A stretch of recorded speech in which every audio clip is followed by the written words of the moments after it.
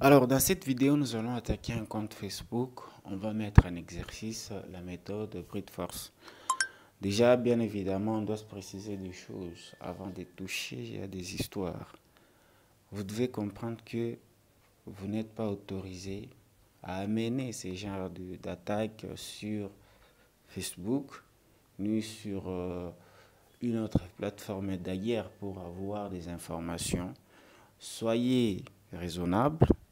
Voilà. Sachez que on a affaire à des grandes entreprises qui peuvent vous coller des procès qui vous suivront jusque dans votre tombe. Ce sont des multimilliardaires. Voilà. Ils ne ferment jamais les yeux face à face à de telles vailloucraties. Voilà. Alors, c'est important. On va essayer d'abord de parler sur la méthode Brute Force, la méthode Brute Force, comme vous entendez d'abord dans euh, la phrase, dans le mot, le Brute Force, on force une porte jusqu'à entrer, donc ce sera un peu comme ça. Et pour ça, nous avons des applications qu'on utilise dans notre domaine à nous, qui est dans la cybersécurité. Et ces outils sont d'une certaine manière utilisables selon les couches. Vous voyez, les couches d'application. Donc les couches ou le niveau des problèmes, en fait. Donc pour les cas de notre compte Facebook, on va se baser sur la page des connexions. Donc on va utiliser Hydra. Hydra, c'est une application dans notre domaine qui nous permet de faire du brute forcing sur beaucoup de services, notamment les HTTP. Vous voyez, donc on va essayer d'attaquer la page de la connexion Facebook. Du coup, je pense que c'est HTTPS. Donc, vous allez d'abord, premièrement, récupérer Hydra. Après, nous allons enchaîner une commande pour aller trouver le mot de passe. Une fois que vous téléchargez Hydra, vous devez disposer d'un dictionnaire de mots de passe. Donc, quelque chose qui doit se générer sur base des informations récoltées de la personne que vous voulez attaquer. Donc, par exemple, les noms de la personne, son adresse email, les noms de son quartier, voilà, des informations un peu comme ça. On va les récupérer et constituer un dictionnaire des mots de passe. Et c'est avec ce dictionnaire que nous allons passer à Hydra et l'adresse IP de Facebook et aussi les noms de l'utilisateur, les noms de l'utilisateur qui peut être un mot de, enfin, une adresse email ou le numéro de téléphone parce que dans l'ancien temps, Facebook utilisait des numéros de téléphone pour, à la place du user. Aujourd'hui, je pense que ce sont des adresses mail, donc on peut les utiliser comme ça. Voilà. Alors, vous allez d'abord récupérer Hydra sur GitHub dans Terminix, bien évidemment. Après, vous allez installer un outil qui va nous permettre de créer un dictionnaire des mots de passe selon les informations récoltées de la personne que nous voulons attaquer. Voilà. Et attention, le dictionnaire que nous allons générer, probablement, bon, les informations que nous allons récolter, que nous allons récolter autour de la personne vont nous permettre de créer un dictionnaire. Alors, la chance que cette attaque brute force puisse réussir, c'est que dans les informations que nous avons récoltées autour de la personne et que nous avions réussi justement à constituer un mot de passe valable. Ouais. Notre outil a conçu un mot de passe valable. Dans le cas contraire, ça peut tourner jusqu'à l'infini sans devoir trouver un mot de passe. Ce sera un peu comme ça. La probabilité de réussir cette attaque, c'est que nous arrivons à un bon mot de passe dans notre génération de mots de passe avec notre outil Crunch. Donc, je vais vous apprendre comment le télécharger et l'installer. Donc, vous allez faire pkg install Crunch. Voilà. Crunch, c'est cette application qui va nous permettre à générer un dictionnaire sur base des informations que nous avons récoltées autour de la personne ou la cible. Donc voilà, c'est un peu comme ça. On attend jusqu'à la fin de l'installation.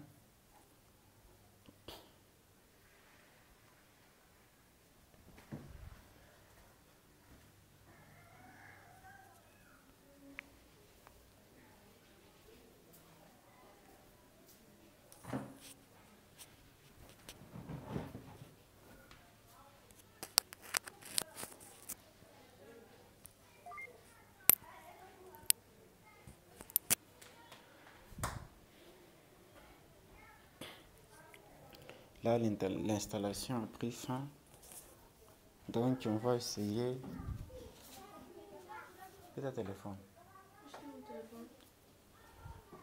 Donc, on va essayer de voir comment utiliser, générer les informations, et générer un dictionnaire donc, autour de la personne. Donc, on va faire d'abord, on va l'appeler c'est Crunch. C'est Crunch, voilà. Crunch, là, il nous donne quoi, le schéma de son utilisation. Voilà, il s'utilise comme ça. Voilà, donc il a besoin d'un nombre minimal et maximal. Hein, et les options. Donc on va faire crunch un nombre maximal. On veut un mot de passe qui est entre 4 et 8 caractères.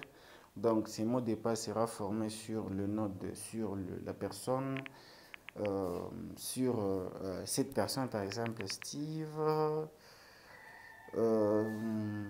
Il aime le chat noir. Le chat noir. Il reste seul, par exemple. Son nom c'est, son nom en cachette c'est Crook, voilà. Et là, on génère le dictionnaire. Alors là, vous avez ces nombres-là.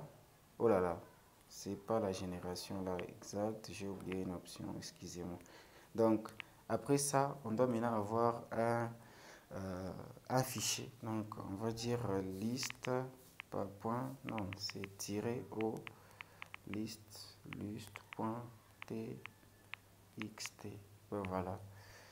Ces listes qu'on aura, c'est ces fichiers de ces nombres de mots de passe qu'on aura. Donc là, voilà. Vous avez compris? Je ne sais pas si vous avez compris, mais cherchez à comprendre, soyez concentrés. Ce n'est pas compliqué. Là, il est en train de générer. On doit attendre jusqu'à la fin, jusqu'à 100%. Voilà, c'est ce qu'on va faire. Mais moi, j'ai déjà un dictionnaire généré à partir de mes informations personnelles parce qu'on va essayer d'attaquer mon compte. Voilà. Et après la génération, on va maintenant appeler Hydra. Hydra, il est où? Moi, je l'ai téléchargé. Il est là, c'est tch-hydra. C'est dans le dossier là. Hop, je suis dans le dossier, j'ai liste. Là, je vois, il y a, voilà, il y a Hydra quelque part. Si j'essaie de l'appeler comme ça, Hydra, là, ça va pas marcher. Donc, il faut essayer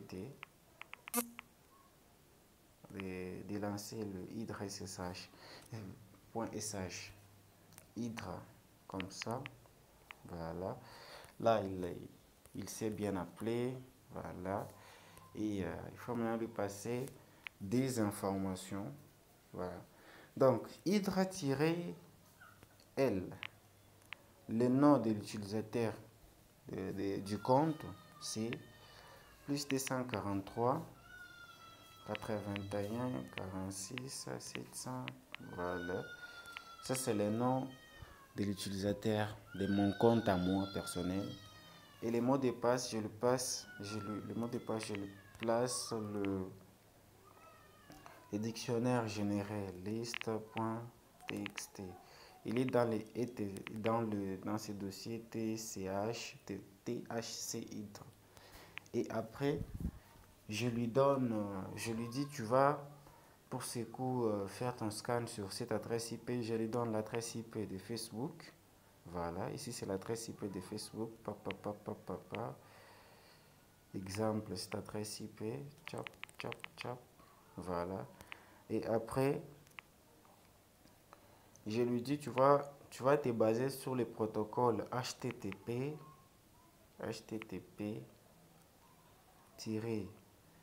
la méthode d'envoi sur les formulaires, hein, c'est sur les formulaires de connexion. HTTP from form pour le formulaire. Form pour le formulaire. Après un espace, on met quand on met le slash et puis login, des points, les chemins complets vers les formulaires. Et là, on va remettre on va fermer les guillemets comme ça, la chaîne de caractères, et on va faire entrer. Et là, monsieur Hydra va se mettre à scanner, à tester. Attention, il y a des combinaisons aussi à accompagner, par exemple les tirets T pour dire à chaque tentative, tu utilises par exemple 50 mots de passe dans la liste, dans la petite liste générée des mots de passe. Donc on peut dire que tu utilises 50 mots de passe. Voilà, ce serait un peu comme ça. Et là, il va tourner. Donc vous allez essayer de remplacer les informations, les exemples que j'ai utilisés avec les informations que vous possédez, que vous avez générées, par exemple les mots de passe de la personne, les chemins du formulaire d'authentification. Ce sera un peu comme ça. Merci beaucoup. Et on se capte sur la deuxième vidéo. Voilà, en parlant du phishing maintenant.